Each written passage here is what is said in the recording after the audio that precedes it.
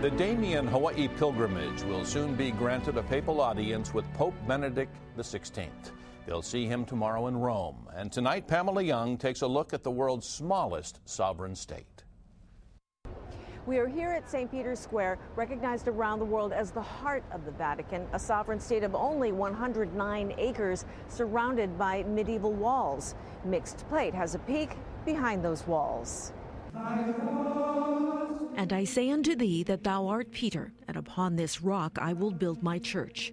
So says Jesus to the Apostle Peter. And indeed, beneath this dome lies the tomb of St. Peter, crucified upside down in 64 A.D. Since the 4th century, Peter's successors, the popes, have dictated policy and doctrine for the Roman Catholic Church. The Vatican is the base of the Holy See, the government of the Church. It has its own legislative, executive, and judicial branches. There are 20 cabinet-level departments, each headed by a cardinal. The head of state is the Pope, elected for life. I will be coming among you as a pilgrim of peace.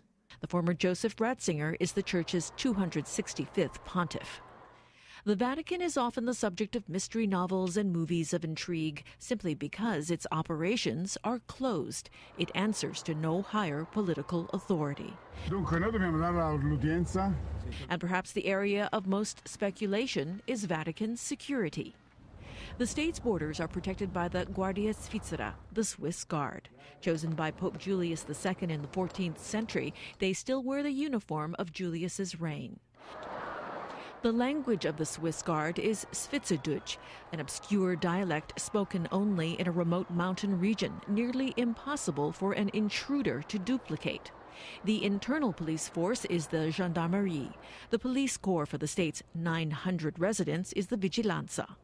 The Holy See was not always in Italy. In the 14th century, with the decline of Rome, the see moved to Avignon, France. But the Renaissance saw a blossoming of Italian architecture, music, and art. And the Vatican was often the beneficiary.